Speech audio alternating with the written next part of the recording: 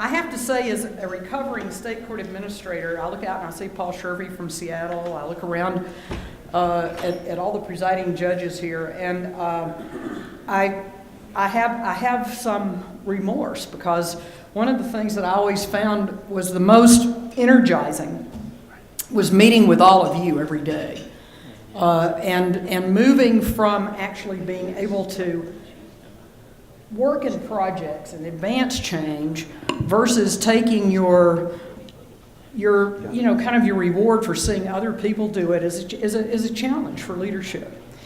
But when NAPCO and the National Center launched the Court Leadership Academy last year in Columbus, we were responding to a need.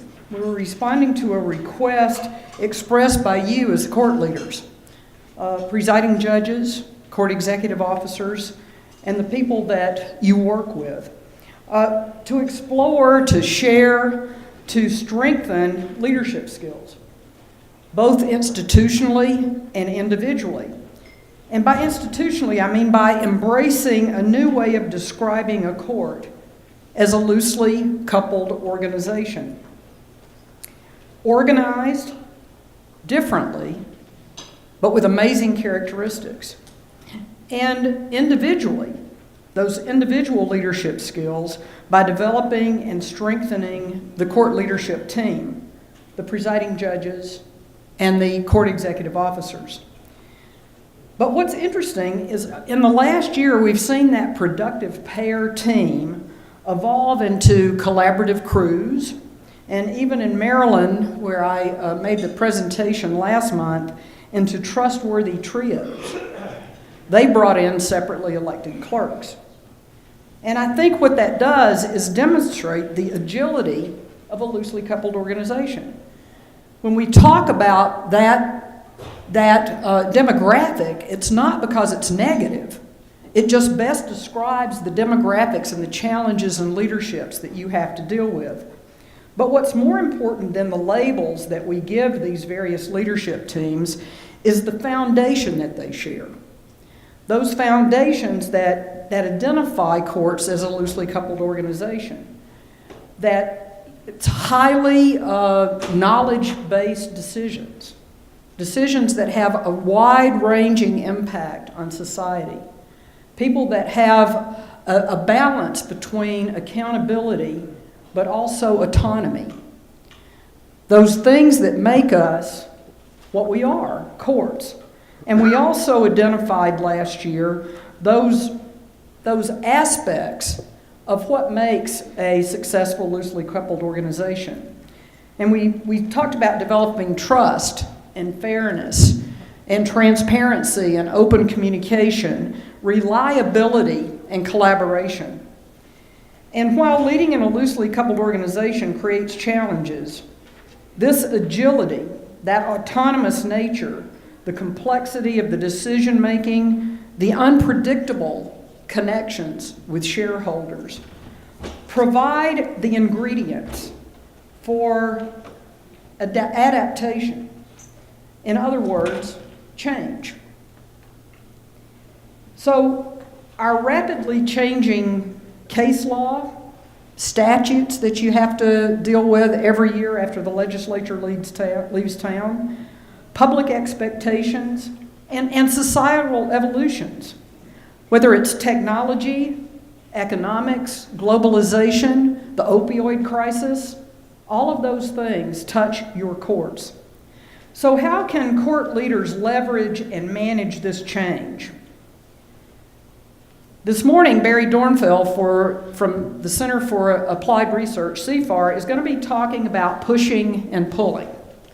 It reminds me of that changing vocabulary where you thought sick was bad, right? And I thought the little chocolate Hershey's Kiss emoji was good. So to kind of demonstrate this new approach to push and pull, we're going to do a little exercise this morning. I always like to try to have fun at these things. So on your table, there's a wad of ribbon. I want everybody to get one. Just grab one. If you don't have one, raise your hand. Gordy's got extras. Don't fight over the colors. They're not NFL or high school or college related.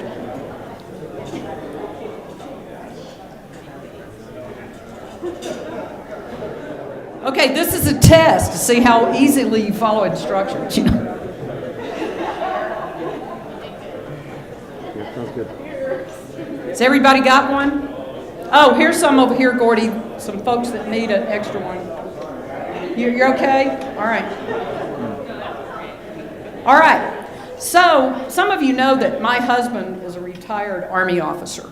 So, a lot of my ideas about organization and leadership sometimes have a military connection. And so this example of pushing and pulling as a leadership concept is one that came from Dwight Eisenhower. So I usually do this with mop head strings, but this morning when I went down to Lowe's to try to find mop head strings, I thought, no, I don't think that'll work. So kind of, you know, this is curling ribbon, kind of run it through your hands a minute to kind of straighten it out. And then I want you to lay it in front of you. It's going to curl a little on the ends, but that's all right for this demonstration purposes. As the legend goes, Dwight Eisenhower used to have a piece of string on his desk. And of course, you know, the first thing would be somebody would say, well, why do you have that string? And he says, to remind me of my leadership responsibilities. And they would say, well, what do you mean? He says, so this is what I want you to do. So take one end and try to push it. And what happens? It collapses in on itself. Now, take it and pull it. And what happens? It follows. So what Barry's going to share with us this morning is this new concept of the leadership push and pull. And so when we all go home, we can find a mop, cut a string off, and put it on our desk. And along with our colleagues this afternoon from the Mayo Clinic and the Arizona State University Law School, we're going to have a panel of other experienced leaders from loosely coupled organizations, higher education, and the medical field. And what's exciting about that is to listen to their lessons learned, to, you know, their proven processes that supports not only effective but sustainable change. And how we, in our own loosely coupled organizations called courts, can become champions of change.